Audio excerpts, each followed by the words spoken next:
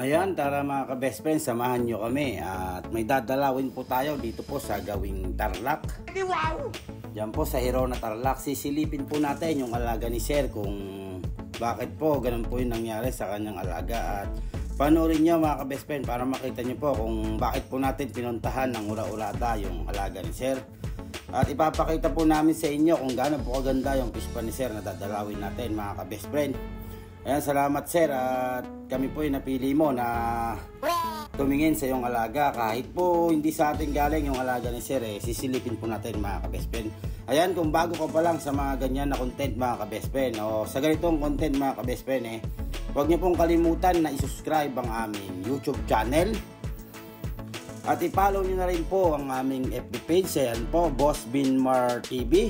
At Boss Binmar TV page. Ayan, maraming salamat na po agad mga ka-best friend sa mga malalayang lugar po na nagtatanong po sa akin mga ka-best friend.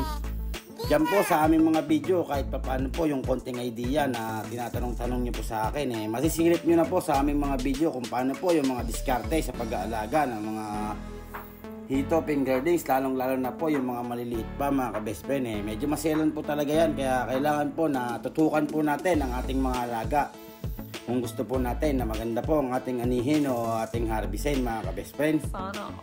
At yan nga mga ka-best friend, andyan na nga po tayo sa gawing Hirona Tarlac. Ayan po, big shoutout po sa mga taga Hirona Tarlac at sa lahat po ng nakakapanood na mga taga Tarlac.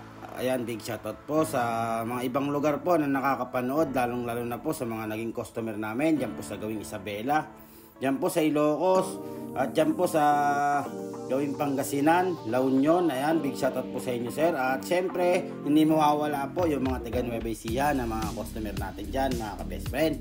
Ayan, big shoutout po sa inyo mga ka-best friend. Salamat po sa patuloy na suporta sa aming mga video at sa aming good quality fingerlings. Ayan mga ka-best friend, makakaasa po kayo na pag sa amin po kayo kumuha ng mga alagaan nyo ng mga fingerlings mga ka-best friend, i-guide po namin kayo hanggang sa kayo po ay maka-harvest o maka-ane mga ka-best friend. Malalaman po namin kung kumita kayo o hindi mga ka-best friend. Sana yun po ang kagandahan sa amin pag sa amin po kayo na nakakuha ng mga alagaan nyo ng mga fingerlings. At kung wala naman po kayong buyer mga ka-best friend, ihahanap po natin ang inyong mga alaga na mga isda mga ka-best friend. Marami po tayo mga ka-best friend na humahakot na mga grow out. At kung hindi naman po nila mahakot mga ka-best friend at sa amin po galing naman yung alaga nyo, kami po mismo ang kukuha ng mga inyong mga alaga.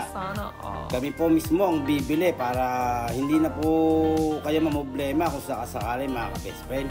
At yan nga po mga ka-best friend, malapit na nga po tayo sa area ni Sir. Sisilipin na po natin. Ayan po yung fish pan ni Sir. Ayan. Medyo malalaki na nga po pala yung naka-cage po na yan. Makikita nyo po sa galaw pa lang mga ka-best friend.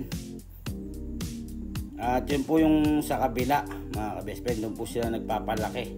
Sabi po ng taga-alaga ni Sir. Ayan Sir, big shoutout po sa inyo kay Boss Charles.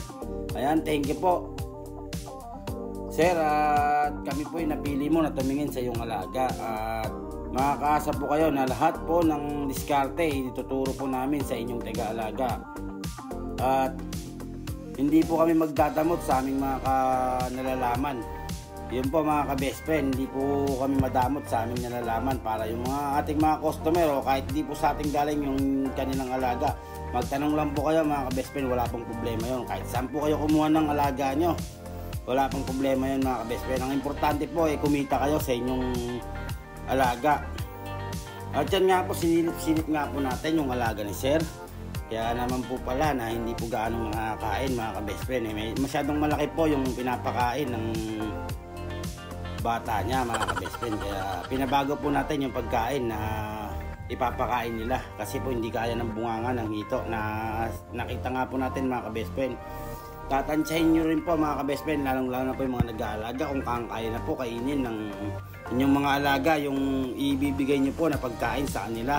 Baka po kasi maliliit pa yung bunganga nila, hindi po nila makain yung lalong-lalo na po yung mga grower, starter, yung mga ganyan po. Tapos maliliit po yung alaga nyo, hindi pa po nila kayang kainin po yun, hindi po nila kayang sakmalain mga ka-best friend. Kaya sinilip po natin yan hanggang sa nakita nga po natin na ganun po, doon po nagkakaproblema. Kaya pinabago po natin yung pagkain. At yan nga po, yung malalaki ng araw po yan, sabi ni Sir sa atin, yung tiga-alaga ni Boss Chart. Ayan, sisilipin din po natin, pakakainin po natin para makita po natin kung gaano na po kalalaki yung kanyang alaga. Ayan, big shoutout po sa lahat po na nakakapanood ng aming mga video, yung mga OFW po na sumusubaybay sa aming mga lakad sa araw-araw. Ayan, maraming salamat na po agad mga ka-best friend. Thank you po sa mainit na pagsuporta sa aming mga video. Ayan, thank you mga sir. At pag-uwi nyo po rito sa Pilipinas at gusto nyo pong mag-alaga ng mga isda mga ka-best friend, PM nyo lang po ako. Kahit po tigisang lugar kayo, i-guide po namin kayo. Kahit po saan galing po yung mga alaga nyo, wala pong problema ron mga ka-best friend. Ang importante po masubukan nyo pong mag-alaga ng isda kung gaano po kasarap o gaano po kaganda, kung gaano po kaganda yung kikitain nyo kung sakali mga ka-best friend. At kahit malayo ka nga mga ka-best friend, i-video call nyo lang po kami. Kung may problema po yung inyong mga alaga, o kaya videohan nyo po, i-pass break nyo po sa amin para makita po namin kung bakit po nagkakaproblema ang inyong mga alaga. At yan nga po, yung naka-cage nga po na yan, medyo malalaki na nga rin po. Halos 2 months na raw po yan mga ka-best friend. Sinilip din po natin lahat po ng gusto magpasilip at andyan naman po kami sa area ninyo. Huwag po kayong mahihiya mga ka-best friend kahit di po galing sa amin ang inyong alaga. At nandyan naman po kami malapit sa inyong area. Bakit po hindi namin sisilipin yan mga ka-best friend? Wala naman pong problema ron. Huwag po kayong mag-alala mga ka-best friend. At yun lang, and God bless. Ingat po tayo sa araw-araw mga ka-best friend. Thank you po ng marami.